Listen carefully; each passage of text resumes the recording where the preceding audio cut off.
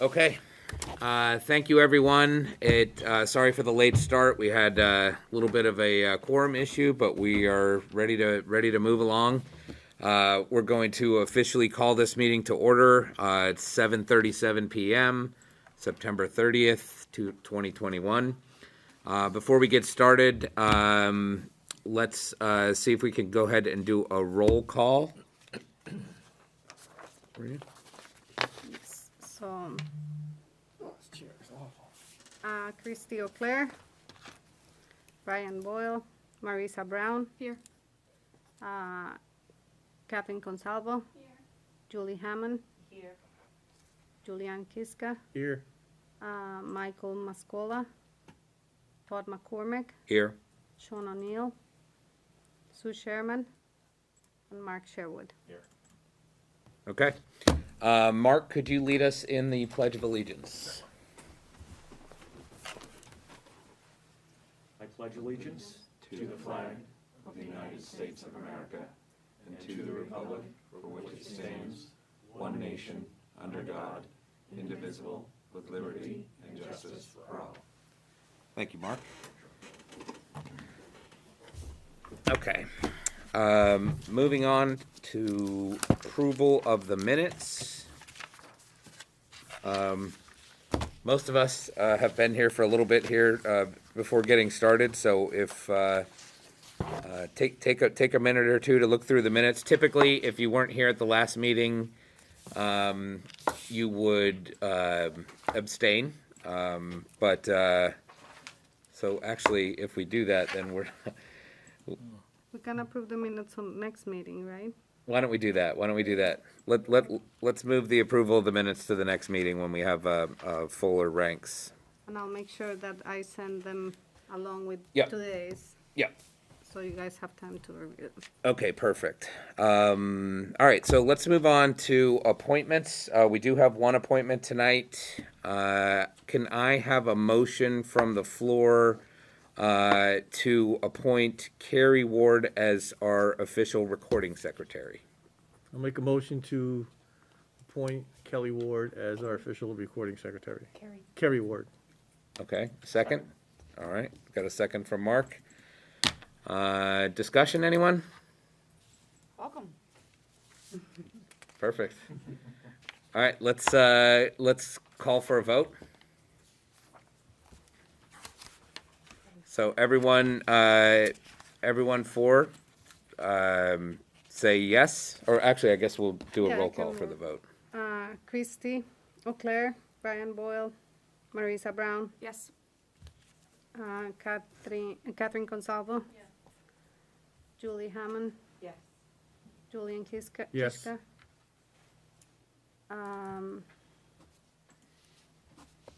Todd McCormick, Yes. Mark Sherwood. Yes. So 6 Okay.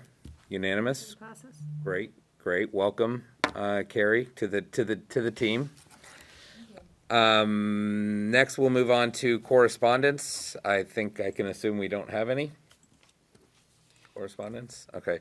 Typically, correspondence would be an email that's sent to either the entire budget committee or to the administration with a question for the budget committee, and then that would be, part of public record, and we would read that. But I've been on here for 3.5 years, and I have not seen that happen yet. Maybe once or twice. How about you, Julie? Correspondence? Yeah. Okay, so delegations to individuals, that would be for anyone showing up from the public to air any grievances or talk or speak out, and there is nobody here, so we'll move on from there. Administrative report, that will be Chris and Maria. And that's really just to give us any updates that they think might be relevant to the budget or just to the district in general. Yeah, no, we have been conducting the budget meetings internally with all the departments, the schools. We have been meeting with them individually. We are gonna be seeing probably a lot of reallocation of budgets because we have a lot of new people, different visions, different plans. We have 5 new principals. and they had been asking a lot of questions. They had been asking that they can move things, reallocate the budgets for their initiatives, and I had said, yes, please do, because I need your budgets to make sense to you. So you're probably gonna see a lot of that in these budget presentations, which I think is the right thing to do. Other than that, no, we have, I think one other piece of relevant information is the fact that we will be conducting a special meeting on October 21st to, we're looking to request that that we accept nearly $1 million in additional adequacy aid for this current school year. and just to make that clear, that's revenue that we're getting from the state. It is because they changed the calculation, the formula that they use to calculate and allocate resources within the school districts. So the state changed the formula, and then we got a little bit more because of the formula change. That's why we're getting this money, and it's coming right from the state. Just from a budget process, so in November, when we're formulating the budget for next year, we typically will be notified of what we can expect for the adequacy aid. And then we build our budget around that number. And then in the spring, they threw a curveball due to the fact that it had to do with the Free and reduced. free and reduced lunches, right? And we were gonna take a $500,000 hit. Then they redid it again in August, and they were going to, or, sorry, was it in July. In July, and then it was gonna be a $600,000 hit because they were gonna try to blend the ADM numbers from 2020, 2021. Then in August, I guess enough people, raised Cain about it, and now they're basing it off the 2009 ADM, which is why it's $1 million more than what we thought it was going to be when we budgeted everything last November. Just a point of clarification, we're going to be holding this meeting, and I thought the verbiage was to accept the monies. My understanding, please correct me if I'm wrong, 50% chance I am, if we did not have this meeting, I'm assuming the monies would still come in, they would not stay back at the state. They will stay back to with the state. Well, a portion of it will go against the tax Right. rate, and the other portion will go back to the state. So really, the portion that will go back to taxpayers, it won't make a the difference that it will make, it will be minimal in the tax rate for taxpayers. It could be $5, $8, I don't know exactly a number, but it could be just insignificant, again, compared to what $1 million will do for our district, right? As we all know, our buildings are extremely old. We are in desperate need of boilers, HVAC systems, all these different projects that we know our buildings need. We did the tours, and you all saw I it. think I'm absolutely sold on the need. Walking through the buildings, solidifies that. Seeing on paper is one thing, seeing the crumblings in the block is something else. But I just, the language was not as specific. And do we know how much of the aid would go back to state and not be usable by the district if this meeting for some reason were not to happen? I think the whole 991,000, right? Not the whole thing. So it will go back to tax, a portion, I don't know exactly what percent is to the state and what percent will go to taxpayers. Again, that is a DOE formula, because they do have a formula to calculate taxes. It's not a 1-by-1. So I will have to run the numbers with the entire aid, with the assessment from each of the towns. So I will have to work with each of the towns, getting the assessment for this year, and do it that way. Okay. And just to be clear, the public hearing Is is October 7th. October 7th. October 7th, and then the action, or what do we call On it? the 21st, The the deliberative special slash- It's essentially a deliberative session of which we will hold both parts in one night, Right. where there will be the public vote and then for the warrant article, and then the warrant article will be voted on that evening by ballot. Julie? Just one other clarification, Maria.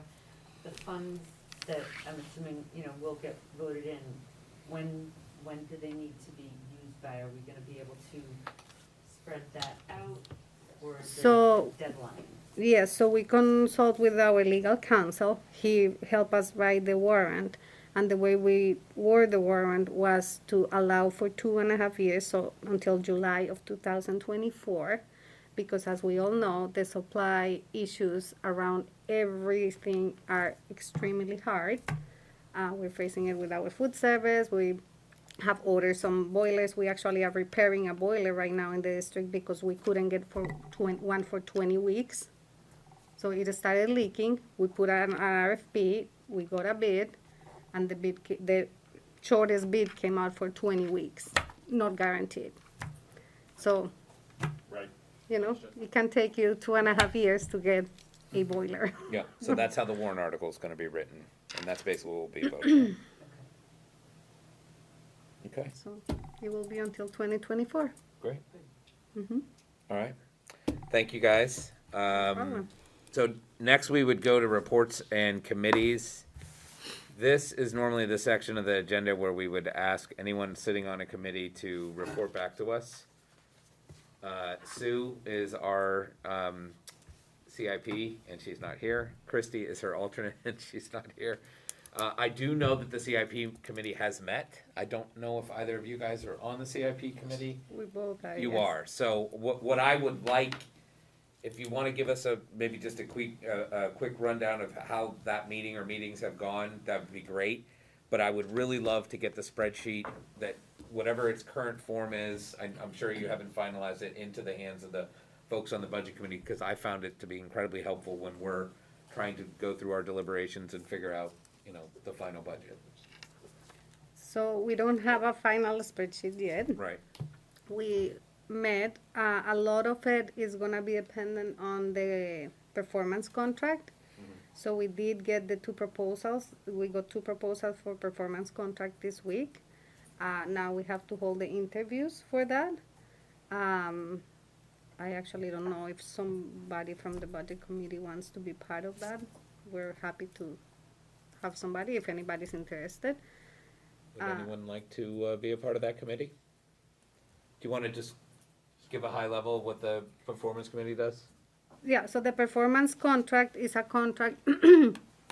It's the companies that come and make an assessment of the entire district, every single school, every single system, and they look for energy efficiencies. So they give us a list of projects that they can do and we can afford to pay for with energy savings. So it won't cost any money to the district. We will have to get a bond or a lease, but it is guaranteed that it will get paid by the savings in energy. Aside from that, as part of the assessment, they give us a list of all other things that they see that we could improve that are not being paid by savings. So if we want to add them, we have two options. We can either extend the term of the bond to make it happen with the savings. So instead of being 10 years, we can make it to 15 years, and the savings will pay on those 15 years for all the projects that we want to include. Or we can use these funds, this $1 million, we can use some of the projects can be covered by ESSER funds. So we can use also this money to go through the list of things that they recommend us to do. It is guaranteed, the savings is guaranteed. If we don't have the savings that they propose, they will give us the money for the bond payment. So there's no cost to taxpayers. This does not cost anything. It won't change your tax rate. It won't have any impact to tax rates. It's just so. And then that's going to directly impact kind of what gets prioritized on the CIP. Yes, right? exactly. Okay. So our CIP list is going to be, our new director of operations went through the entire list with what he has seen so far. Obviously, he's been here only 2 months, but we went through the list the last meeting with him. He gave his input in every single thing that is there. Obviously, at the top of the list are definitely HVAC systems and boilers. Mm-hmm. That's what we want first to start, and if we can get this $1 million, that's probably one of the first things we will look into, because the district is in desperate need, you saw, in desperate need of boilers. Written so that we can use those expenditures through 2023? Mm-hmm. Is there a disadvantage to making that 2024? Because that's just a little over 2 years, and I don't know how long the process, their investigative process will be going through the entire district and getting 2 of those bids in. They may not be able to start us, I don't know, for weeks or months. And I'm guessing it's a pretty in-depth process since they're putting their own money on the line. If they're not saving what they think they can, then they're having to foot the bill for it. So I'm thinking that will be a pretty intensive process. And if they're suggesting things, for example, a new boiler that they can't get for a year and a half after they recommend it, which could be 6 months, 12 months down the road, is there a concern that we may be running short on time if we're only saying that we're going to be able to spend this money until the end of 2023, it's just a little over 2 years? So I'm asking, it is a concern. It is my understanding. I have never done a performance contract. Our director of plan operations has done it twice. Chris has done it. He was in Derry. At our last meeting. He was in Derry when they did it. It is my understanding that the assessment is very fast. They have crews that come, and I guess it's less than a month. It takes them to assess all the buildings. So That was that's our fast. experience. It They was have, roughly that, maybe it was 2 months. if they're suggesting solar panels or something like that, and I'm not saying that they would, but if there's a backlog on those for 18 months, or they can't get them all, so they're rolling out school by school, might we find ourselves in a pickle if it's, January, and we can no longer legally, I'm asking, Right. would it make sense to extend it by a year? I don't see a disadvantage, maybe there is, I'm unaware of it. I will have to ask if it can be longer than 2.5 years. For some reason, I think that's why we did it. I can definitely ask our attorney and make sure. Because that is also the same concern with the ESSER funds. So the ESSER funds, we have some that we have to spend before September 22 and then before September of 23. Mm-hmm. So those are even shorter. Short and dated, yeah. So how often is it a committee? When you were saying maybe we could have someone from the budget committee? No, Okay. no, it's just so we did an RFP for the performance contract. We went out for bid to see who was interested in doing the assessment. We got two bids. Mhm. One is Trained and the other one is EEI Systems. Yeah. And now what happens is we interview them, and we can ask any questions that we want. How does it work? Or what happens if the supply is not there? And anything.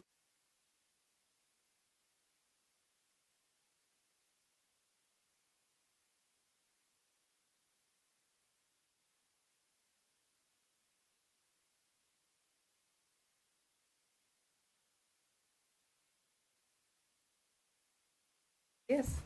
Okay. So Is anyone interested in being a part of that? Do you have like idea of commitment or is it like? it will be one interview. It will be one interview. Well, two. One with each of them, and we probably will set them up on the same day, or Yeah. depending of who is interested in doing that. It's just an interview. It's just an informal I'd be interview to ask. Really, it's a time to ask questions. Sold. Okay. So Okay. I will tell Carl. You okay with that, Julian? Because I know you're interested too, but. Yeah, I was expecting to have him arm wrestle or something over it. So when you know the dates and everything, would you notify? Yes, I will tell Mark Carl tomorrow that you are interested to include you on that. Okay. It will be probably, Chris will be as well, and I don't know if Brian, Dr. Cochran will be interested in that, I don't know. Okay, But, yeah, great, we can form a committee and, great. All right, so next meeting we'll have, maybe not an update on that, depends on what the date is, but we'll definitely have a more thorough update probably from Sue about CIP, and then, and again, knowing that spreadsheet's not final, that's fine, I'd love to just have a look at it. yeah, So we can no, see the way it is absolutely. now. I haven't seen it in 2 years. We did 3 years. move, we went through the list, and we did move things on years, and we did the whole process last time. Okay, I don't have the copy of the latest, okay, so as soon as I receive that, I will definitely share with you guys. perfect, Mhm. perfect. And then normally we would also move on to Brian, or eventually it'll be Sean, to give us an update on school board activity, but I think we could probably skip that for tonight. We'll wait till the next meeting. All of us, or a lot of us, joined the last school board meeting, so, and we kind of just got an update about the, the goings on there, so. So, without further ado, let's move on to, we have it listed as unfinished business. It is finished. We've done all the main campus tours. Oh, yes, sorry. It was right after our last meeting, we did the high school and the middle school, and then this week we did all the elementary schools in the district. I've done them before. I did it about 3 years ago. I have to say, the janitorial staff is phenomenal in every single school that we've been into. Just, you can eat off the floors. It's remarkable. So we have great people, keeping up the buildings. This is my opinion, but there's only so much they can do, and there's obviously things we saw on the tours where, to Maria's point, there's some upkeep that needs to be, in some places even major, right? Like all the cinder blocks. That's something that is alarming along the under the windows where they're bubbling up, and we saw that at the high school. I think we saw it at almost every school except we didn't see it at Danville. We didn't see it at Atkinson. Every other school. Anyone who wants to jump in and comment on anything you saw, feel free. I just thought it was a great experience to really be able to walk through and see it in person. Yeah. So I'm glad we were able to do that. Thank Yeah. you for organizing it, Maria. Yeah. It was actually Carl, but thank you. Oh, yeah. Yeah, I mean, I know a lot of you have probably only been in the elementary school that your kids were in, and then maybe the high school and the middle school, so it's a great way to really kind of, put your eyes on what we're going to be having presented to us in the coming weeks, right? So that you have a reference point and you've actually been in that building. I will say that my funnest of all of them, and I love Danville because my kids have all gone to Danville, but the Atkinson tour was something. And I'm sorry you missed it, Mark. But I did it 3 years ago, but we never really explored the 1803 building like we did last night. We rang the bell. We went up to the upstairs. We're on the roof. Which I just have to say, we went in the basement and saw, logs as beams that have probably been there since 1803. It was remarkable. The bark's still on them. Yes, with Yeah. the bark still on them. But that building needs some work. Yeah. And I'll stay right here. I don't live in Atkinson, but that's what is it? The oldest co-ed consecutive working school, right? That's what they say. And they have 2 classes in the bottom floor that they're just kind of keeping going in there for music lessons but I would love to see that building be, somehow maintained and restored, and that's something to be proud of, to have something like that in our district, to have that record, in the country. It's fantastic, and so I don't know how we make that happen, or if there's some historical society that we can bring in, and but I'd love, if we ever form some kind of a committee for that, I'd be all over that, because that was really a remarkable part of the Atkinson Academy. So, anyone else want to comment? It's okay if you don't. It was a great experience, and I'm an advocate for doing that every year. We used to do them every year.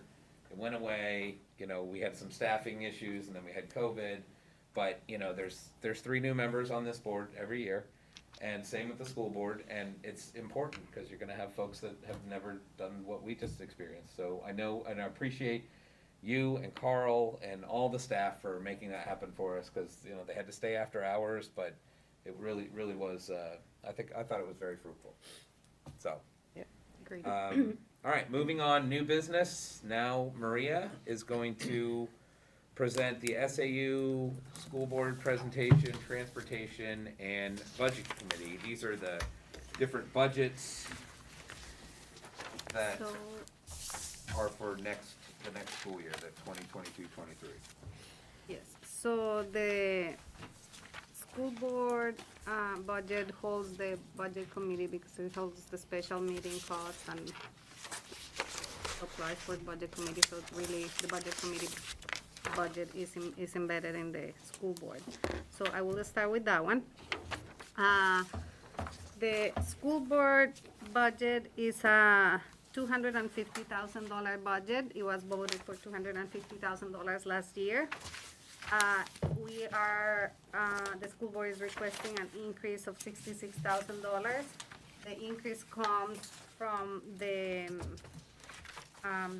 legal fees, which, as you can see on page 3, at the top of page 3, the legal fees are at $120,000 on the 22 voted budget. If you see, on 2021, we spent $195,000, and on 2020, we spent $250,000. Obviously, a lot of this is due to, mainly to two things. COVID has cost us tremendously amounts of money because we didn't know what to do, how to do it. Obviously, nobody knew. And the other thing is that now our district has 6 unions instead of 2. So the cost of having these unions under our belt is huge. The legal cost of that, because we have to hold negotiations with them to come up with CBAs, with contracts with the unions. So those are the most influential factors for this line. So the school board is requesting to increase that budget by $55,000, just to have a contingency of what is coming. COVID is not done. We still have a lot of issues with COVID, lawsuits, masks, safety for our children, a lot of things that we don't know because this is new. So also we right now are negotiating with 5 of our 6 unions. So we're negotiating new contracts with them. So it's a lot of money that we have to spend on that. And then the other $10,000 that are being requested is for our audit costs. Again, because of COVID, we have more grants. We have more requirements, accounting requirements on how we track things and how we spend things. So I am foreseeing that our audit cost is gonna go up because of that, because it's a lot more to look at. Do you have a feeling or a ballpark as to the expenditure caused by COVID clarification, I'll put it diplomatically, as opposed to lawsuits? I'm just trying to, and I understand why they would both increase cost and our necessity to, to increase our consultation.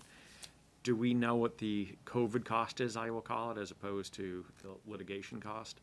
I don't know that, but I can look into No, that. If that's something you want, if you could shoot from the hip and get close to it, I'd be great. No worries. No, I don't know Okay.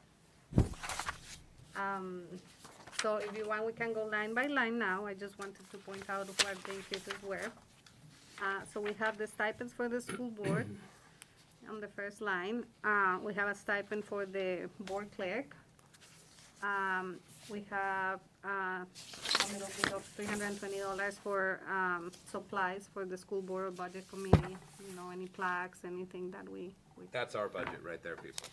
That's It's a pewter, yeah.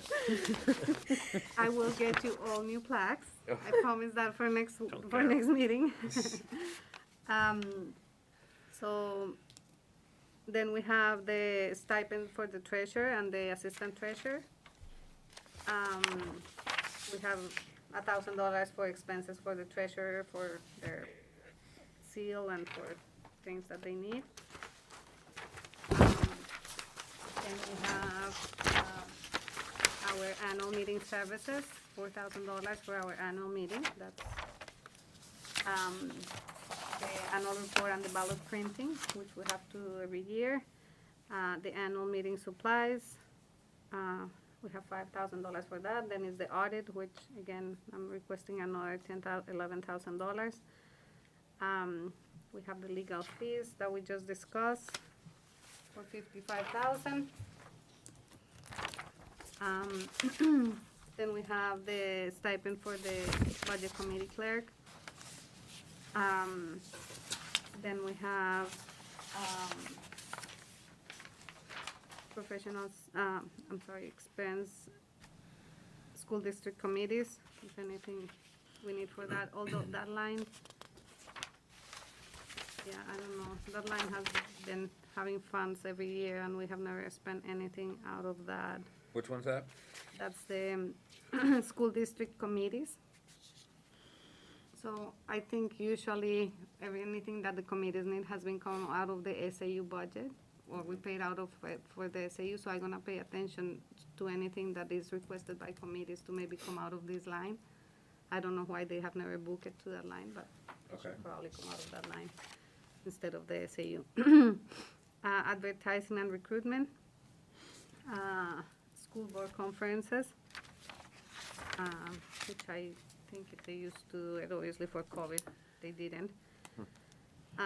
School board dues to the NHSBA.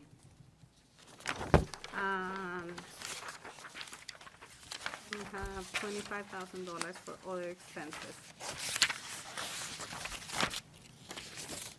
for a total of $316,000.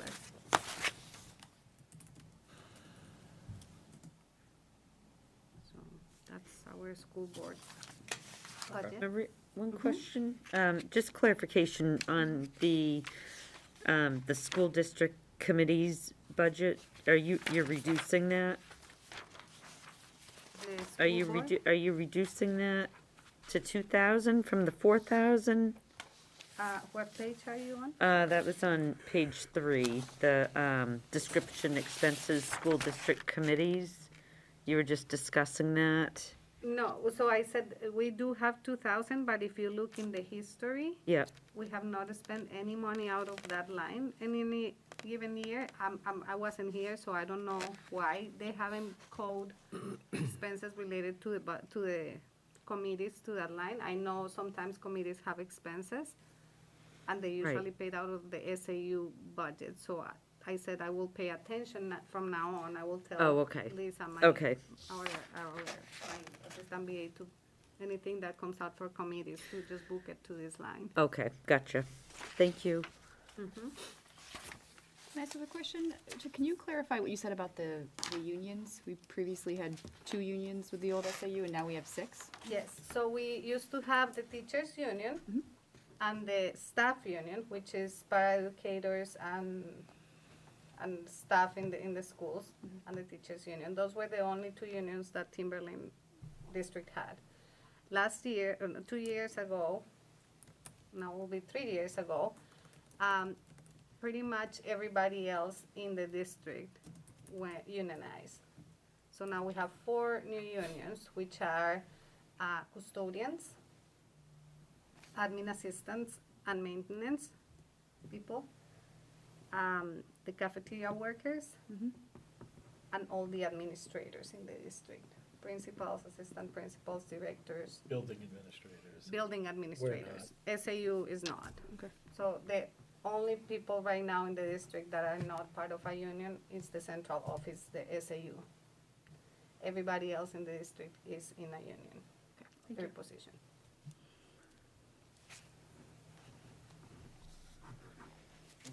Any other questions? All right, thank you, Maria. You're welcome. Now I will, you wanna do transportation, or you want me to do SAU? Whichever you like. It's up to you. SAU. All right. So our SAU budget is $87,000 budget. We are not requesting to change it, we are not requesting anything, we're level funding it. We do have a new SAU, we do, last year the budget got reduced for what this year was going to be an SAU. Really is, we don't have any history because obviously Right. this is our first year, but it's really what carry us over the year. We don't the history before, when it was SAU 55, our portion as Timberland Regional, that's what it was, and we have been pretty consistent throughout the years. Right. The SAU, the only thing that I foreseen that we probably will need is, we have a very old alarm system. They actually came to change the codes today, and the guy told Carl that the alarm system that we have here hasn't been supported for 2 years. So, Change the code with the That's- abacus. things that we are foreseeing, I don't know what it is, that he just told me 2 days, but, We want to say that publicly? well, it works. It does, actually, this morning at 4 o'clock in the morning, we had an alarm. I know because I set it off with my first week. Yes, exactly, and the police, yeah.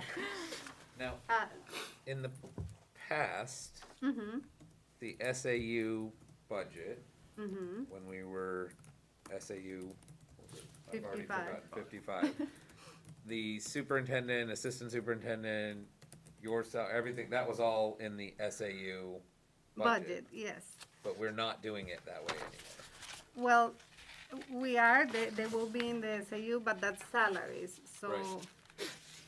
I didn't know, I thought all these presentations were operating expenses and that's not fine, and salaries. yeah, that's So I fine. didn't include them. Okay, I just wanted to make sure that. I can certainly share that with you, but. Well, I it'll just- be shared in the larger In the budget, overall, in yes. the overall budget, but we should expect to see that in the, like, sectioned off as SAU expenses versus. Yes, it will be, Yep, when you okay. receive the overall budget, yes, that will Okay. be. And obviously, we'll have, because we have made some changes, I mean, we have an assistant superintendent that we didn't Yep. have, and we had made, when we went and actually hired the people, maybe we hired for less, maybe we needed an extra $5,000, $8,000, $10,000 to hire the right person, so yes, Right. there were changes in that. So the big difference is that we never had this detail for the SAU, for SAU 55, because it was lumped into a larger number that was the SAU number, right? So we didn't really get like an itemized, this is the first time since I've been on the budget committee and Julie, that we've ever seen any kind of breakdown on anything having to do with just the SAU, because it was always lumped in with that big number, so. So, something new. Yeah, so again, this is just the operating expenses, but yeah, you will see that other piece. Okay. Yeah, like, I mean, we can go line by line if you want. We have the first line, we have our telephone expense. Then we have postage. Postage is because we mail a lot. We mail checks, we mail a lot of things, so. SAU travel and workshops, this is all if anybody in the SAU goes to a conference, the superintendent, the assistant superintendent, myself, the director of curriculum, that pays for our conferences. SAU supplies is just the day-to-day supplies, natural gas, electricity. $100 for books. SAU new equipment, that's anything that comes up, like the alarm that we will have to change, or there's also some furniture here at the SAU that I think is in desperate need of replacement. We have desks that I think have been here for the last 20 or 30 years, literally, so I think it's time to replace some of that equipment. Then we have SAU dues and fees. That's what we use for all of our professional associations. HR professional services, we have a company that files our tax forms for our HR tax forms, so that's what we pay out of that line. HR professional info access fees is for our HR system. And then we have that's it, I think. It's like a small office Yep. budget. Do you have any questions? Anything that you would like to know, any of these two budgets, any other detail that you would like to see, or anything else? No, I mean, it's, normally it's our job over the coming months to try to identify trends, and we won't really have that advantage this year, but we'll we'll look forward to trending on this next year, I suppose. Oh, all makes sense to me. Okay.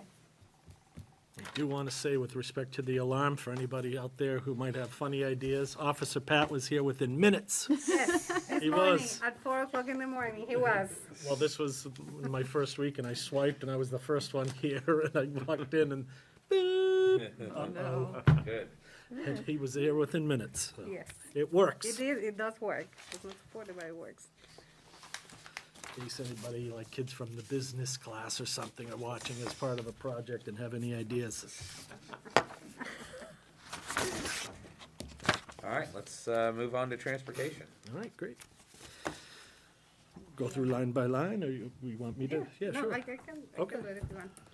So our transportation budget, we are requesting an increase of $68,000. Pretty much it's a contractual increase. We have a contract with our 2 bus companies. Our regular service is through First Student, and our special services are through Durham. So we have homeless transportation. We are not foreseeing any changes in that enrollment in our district, so we are not foreseeing any changes on that line. Regular program transportation, you're seeing a variance of almost $70,000, and that again is contractual. Is our 5-year contract with First Student. We have a 5-year contract, but this will be actually the 5th year. So after this year, we will go out for bid on our transportation, but that's our 5th year of the current contract. Special education transportation, same thing. You're seeing a $19,000 increase, and that is a contractual obligation with Durham. Extended school year transportation is an increase there because I think, correct me if I'm wrong, please, that enrollments in that program have not been the same. We've had some increased enrollments because this does include not only special education, transportation, or identified students, but with the COVID and looking at trying to mitigate learning loss during the pandemic. We've had a number of programs now that run during the summertime for students who are not identified for special education that occur at each school. So there are additional transportation costs as part of that. Don't parents usually have to transport for those programs? Not always. And some of the programs have included that, but for special education, never. Do they Yeah, have to? obviously. But credit recovery. But do they a lot? But like credit recovery, you do. Credit recovery, yes. Yeah. Yeah, but some of the other programs that they've had at some of the other schools, they have accounted for transportation.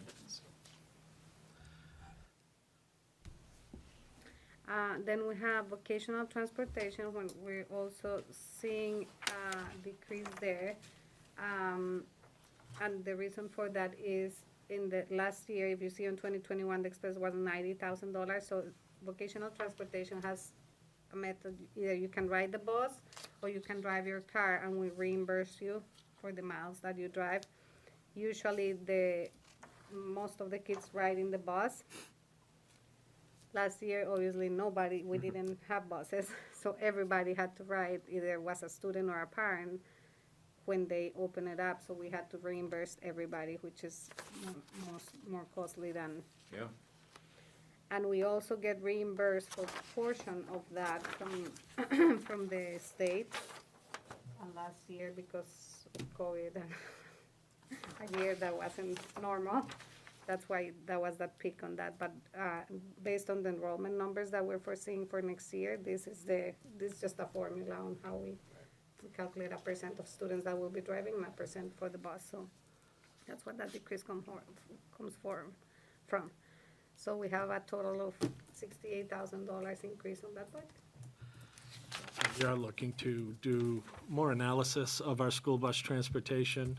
We're going to start to conduct more ridership counts on each school bus, so we have more information to base that on. With the driver shortage, that's something that we have to look at not only for cost savings potentially, but just as a practical application of being able to operate our school buses efficiently and with consistency, and, you know, have those clear expectations, and rather than having, you know, always looking, oh, we're short a driver. Well, if we can have consolidated bus routes that are efficient, that are effective, that don't have a negative impact on student transportation, you know, we owe it to ourselves to make sure that we're operating as efficiently as possible. You know, sometimes we're able to consolidate routes, and if we do so purposefully, rather than haphazardly in response to a driver shortage, it always proves to be better. So we'll be conducting ridership counts throughout the year and getting a sense of exactly how many students are riding our buses. Didn't First Student do that 2 years ago when there was an issue? I don't know, I wasn't here, but they will typically do that.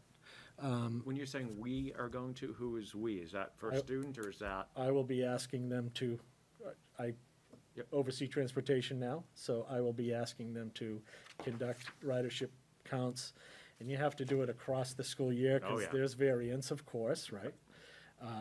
You know, and looking at the late buses and things like that, and look at, just making sure that we're, again, Totally. predictability is the best thing with transportation. I think any of us who've had kids ride the school bus know that if it's unpredictable, it causes a Yeah. whole lot of panic real fast. And so if we can be predictable with, more predictable with our routes, Yep. because of, you know, considering things like driver shortage, it's not only safer, it's a more efficient and a more effective way of doing it, and if we can save some money at the same time, that's a win-win. So our contract right now with First Student, should we do this analysis and say, hey, guess what, there's a 40%, you know, we can cut 4% of the routes by streamlining X, Y, Z.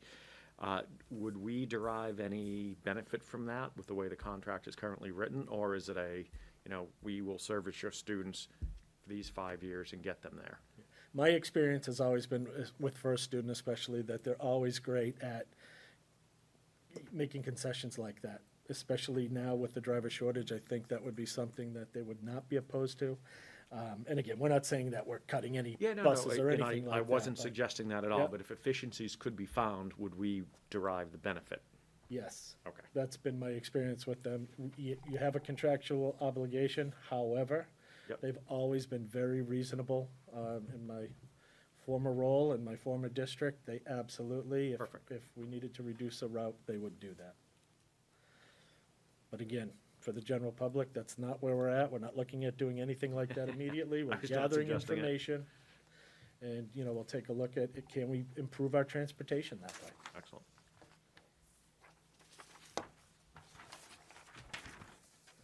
Any other questions? It's interesting. You can really see how COVID affected what we voted versus what we expended, not just last year, but the year before that. You can see just between 2020 voted and 2020 expended, and same with 21 and 21 expended. It's considerably less in certain areas. Obviously, in the contractual areas, not so much. But it definitely explains why there was such a gap between 2020 voted and expended, and then again in 21. Looks like we cut it a little short in 2019 for what we voted, and then we ended up overspending in that in transportation that year. But yeah, I think we shouldn't. You know, trending's going to be difficult. You know, it's going to be hard to look at 2020 and 2021 expended and really get a good picture of what we're to expect in 22, 23, or, you know, this year's already, the budget for this year is, maybe we'll be able to use this as a key component next year, you know, if we have, you know, a good normal year this year. But there's some definite big swings here, which is obvious. Like you know, the kids were remote. Okay. Well, thank you. No, you're Any other very questions? welcome. Okay. Thank you, Maria and Chris. Thank you. Next on the agenda is other business. I'll open it up if anyone knows of any other business that I don't. I don't know of any. All right. Well, again, I'm sorry for the late start tonight, audience and members, but we'll get that nipped in the bud for the next one. The next meeting is October 14th at 7 p.m. right here at our lovely SAU. And with that, I am going to adjourn the meeting at 8:27. Thank you very much. Thank you. Thank you. Oh, let me get my gavel.